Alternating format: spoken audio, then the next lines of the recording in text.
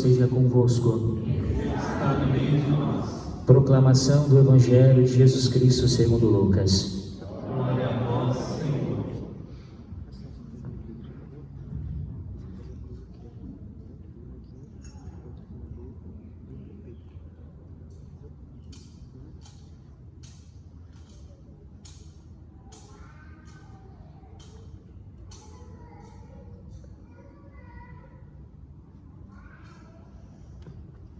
Naquele tempo, vieram algumas pessoas trazendo notícias a Jesus a respeito dos galileus que Pilatos tinha matado, misturando seu sangue com os do sacrifício que ofereciam. Jesus lhes respondeu: Vós pensais que esses galileus eram mais pecadores do que todos os outros galileus por terem sofrido tal coisa? Eu vos digo que não. Mas, se vós não vos converterdes, ireis morrer do mesmo modo. E aqueles 18 que morreram quando a torre de Siloé caiu sobre eles, pensais que eram mais culpados do que todos os outros moradores de Jerusalém? Eu vos digo que não. Mas, se não vos converterdes, ireis morrer todos do mesmo modo. E Jesus contou esta parábola. Certo homem tinha uma figueira plantada na sua vinha. Foi até ela procurar figos e não encontrou. Então disse ao vinhateiro: Já faz 3 anos que venho procurando figos essa figueira e nada encontro. Corta, porque está ela inutilizando a terra. Ele, porém, respondeu: Senhor, deixa a figueira ainda este ano. Vou cavar em volta dela e colocar adubo. Pode ser que venha a dar fruto. Se não der, então tu a cortarás. Palavra da salvação. Louvado seja nosso Senhor Jesus Cristo. Para sempre seja louvado. Hoje a liturgia nos convida a esse processo de conversão, de nos deixar tocar pela palavra de Deus. Mas interessante porque o Senhor nos fala de 2 árvores. Eu ia até perguntar antes, mas acabei esquecendo. O que é uma sarça? A sarça é uma árvore. Uma árvore que está pegando fogo, ardendo em chamas, que narra nada mais, nada menos que o primeiro encontro de Moisés com Deus. E no Evangelho, nós já vemos uma outra árvore, a árvore da figueira, que, pelo contrário, diferentemente daquela sarça, não entregou a Deus os seus frutos. Vou tentar balizar essa homilia a partir desses 2 enfoques. Mas antes disso, focar um pouco no Evangelho. Primeiro, nós vemos essa figueira que não por acaso, há 3 anos, não produz frutos. Esses 3 anos referem-se nada mais, nada menos que à vida de Jesus, a vida pública de Jesus. É uma simbologia do povo de Israel que não ouviu a voz de Jesus e as profecias e não o acolheram. Esse dono da vinha que pede para que corte a vinha, quem é a vinha? A vinha é Israel. O dono da vinha faz menção a Deus, mas será que de fato Deus é dessa forma?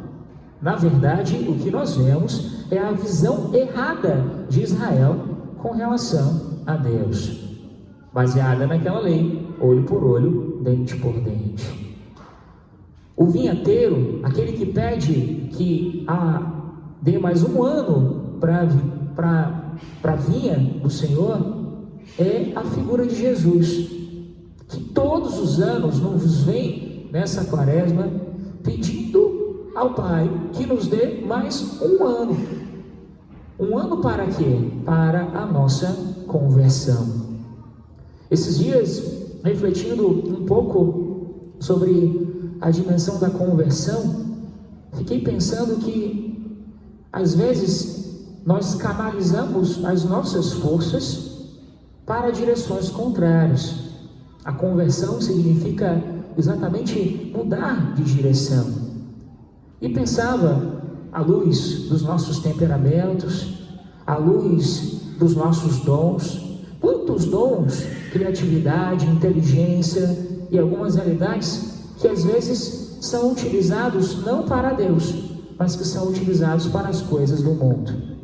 Nós olhamos alguns planos de assalto, por exemplo, algumas realidades, alguns deles até eternizados, são até famosos. Por exemplo, eu morei muito tempo no Ceará, lá virou um aspecto cultural falar do assalto do Banco Central, que inclusive virou filme, e muitos falam assim, entre aspas, orgulhosos por causa daquela inteligência que se utilizou e demorou muito tempo. Não sei se todos foram pegos, mas eu fiquei pensando quantas vezes nós utilizamos os nossos dons, a potencialidade, até mesmo, e olhando um pouco a partir, fiz essa reflexão a partir do temperamento, utilizar a força, por exemplo, de um temperamento colérico para proteger.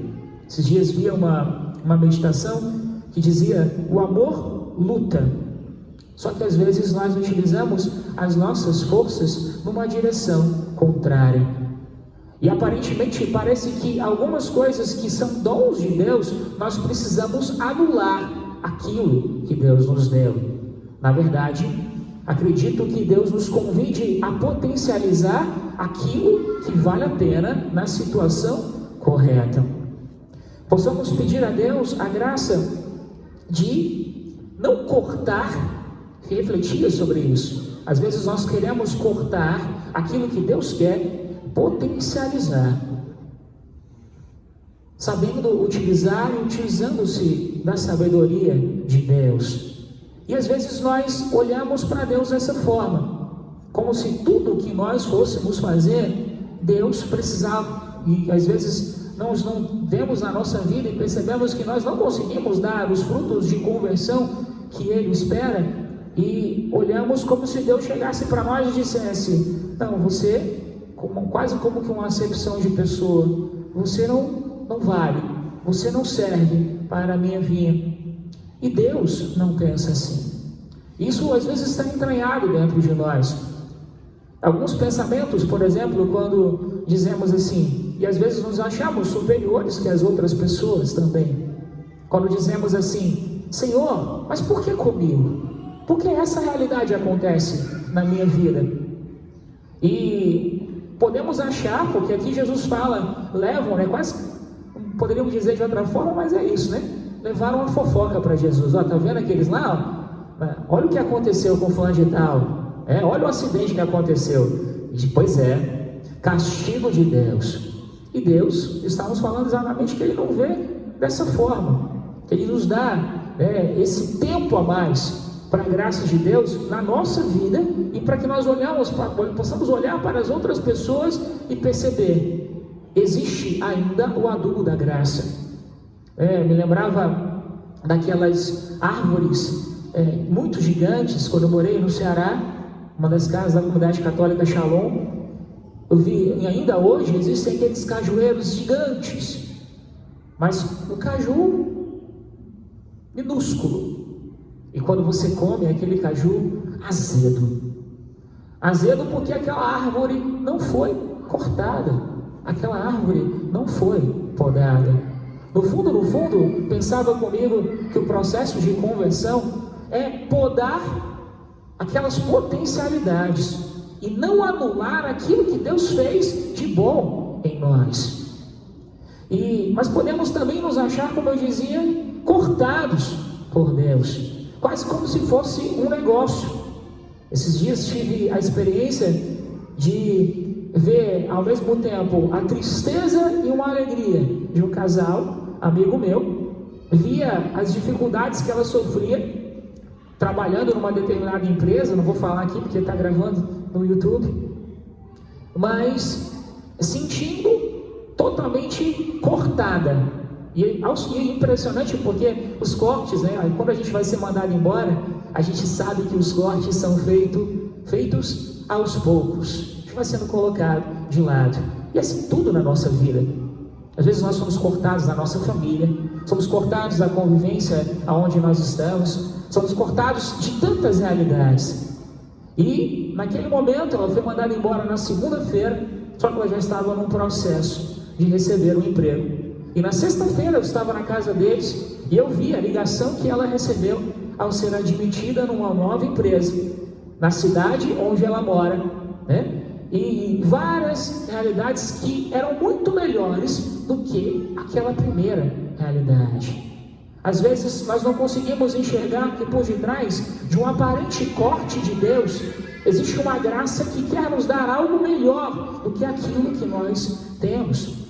Nós estamos nesse processo e nesse retiro quaresmal da quaresma, onde Deus nos convida a deixar morrer o velho em nós, porque Ele quer potencializar a graça e as virtudes que Ele quer nos dar a cada dia. Tem um psicólogo da vida consagrada chamado Amadeu Tintini. Ele fala em um dos livros dele, A Hora de Deus, que chega a hora de Deus que Ele intervém na nossa história. E nós sabemos que esse termo é um termo muito joanino, onde João fala a cruz. Uma hora ou outra nós vamos tocar e experimentar da cruz. E ele diz que nessa circunstância surge muito provavelmente uma crise, mas que todo o crescimento na nossa vida, ele acontece por meio de uma crise. Basta nós olharmos tanto na dimensão humana como na dimensão espiritual. Como não lembrar daqueles adolescentes que vivem várias crises. Mas por que é que eles vivem aquelas crises existenciais de não querer estar mais com o pai, mas ao mesmo tempo depender dele? No fundo, é um processo que todos nós precisamos passar para que nós possamos crescer. Mas acontece muitas vezes, eu me lembrava de um efeito que acontece muito na Itália, que eu agora esqueci o nome do termo, mas é muito comum você ver na Itália aqueles homens com mais de 40 anos, com quase 50 anos, na barra da saia de suas mães, porque não conseguiram, as mães italianas extremamente super protetoras, e eles não conseguiram abraçar as crises e se tornaram um eterno adolescente. Que nessa quaresma o Senhor nos faça deixar que Deus corte aquilo que Ele precisa cortar, adube com a sua graça aquilo que nós precisamos melhorar, mas que nós não saiamos os mesmos, mas que no meio do auge de toda crise nós possamos escutar essa sarça ardente, que no fundo é o Senhor nos convidando a arder em chamas de amor esponsal a Jesus. Quando se diz Deus a Moisés, e me chamou muito a atenção esses 4 verbos: eu vi a aflição do meu povo, eu ouvi o clamor do meu povo, eu conheço os seus sofrimentos, eu desci para libertá-lo. Às vezes parece que Deus não vê os nossos sofrimentos. Quantas vezes fazemos aquela oração assim: Senhor, você não está vendo isso aqui, não? E aí parece que Jesus quer dizer para nós assim: é você que não está vendo aonde eu quero te levar, é você que não está enxergando como eu quero te conduzir. O Senhor nos convida hoje a tirar as sandálias dos nossos pés para ter uma experiência com Deus. Muitas vezes nós já estamos muito, poderíamos dizer, acostumados com a nossa maneira de ser, e não nos abrimos, e não tiramos, e não despojamos aquilo que precisa ser despojado, que nos impede de adentrar na sarça ardente do amor de Deus. Ou às vezes esquecemos esse primeiro contato, porque aqui foi a primeira experiência de Moisés com Deus. Ele sobe ao monte. No início, talvez, da nossa caminhada, o nosso coração ardia de amor por Deus e nós fazíamos qualquer coisa por Ele. Talvez alguns estejam nesse período como os nossos catecúmenos. Mas o que a palavra de Deus hoje vem nos dizer é relembrar sempre, como diz o salmista, que Deus é bondoso e compassivo. Que por mais que sejam por realidades mais que aconteçam na nossa vida, Deus, como diz Santo Agostinho, sempre consegue tirar um bem de um mal. E Ele é compassivo, ou seja, o sentido da palavra compassivo é aquele que sofre comigo, aquele que sofre a paixão comigo. No fundo, quando nós não reconhecemos que Deus sofre conosco os nossos sofrimentos, nós nos sentimos sozinhos em meio aos desertos da vida. E vamos cair naquilo que São Paulo vai narrando sobre o povo que está caminhando no deserto. Caímos, sobretudo, na nossa murmuração. Ele diz, todos não comeram o alimento espiritual, todos não beberam a bebida espiritual, todos não bebiam de um rochedo espiritual, ou seja, Deus fez jorrar no meio do deserto a água que só saía da rocha. Que Deus possa continuar a tirar essa água do batismo, da rocha dos nossos corações, e tirar de nós todo o sentimento de pena sobre nós mesmos, de compaixão sobre nós mesmos. E algo que me chamou muita atenção nessa segunda leitura, ele diz que, no entanto, mesmo tendo comido do alimento espiritual, bebido da bebida espiritual, bebido da água que surgiu do rochedo da graça de Deus, foram poucos que agradaram a Deus. Valeria nós nos perguntarmos hoje: a nossa vida agrada a Deus? A nossa vida se deixa conduzir, não obstante os desertos da vida, mas nós estamos nos deixando converter por Deus? Ou somos os mesmos? Que fruto que a graça de Deus está produzindo na nossa vida? Frutos azedos, como aquelas árvores selvagens que não se deixam podar, amargos, como aquele vinagre que Jesus irá, na sexta-feira santa da paixão, mais uma vez, na verdade a única vez, beber por cada um de nós. Que a nossa vida, nós possamos ser pesados para conosco mesmo, e ao mesmo tempo manso e humilde para com aqueles que estão ao nosso redor. Que Deus tire de nós o vinagre azedo das nossas murmurações. Louvado seja nosso Senhor Jesus Cristo.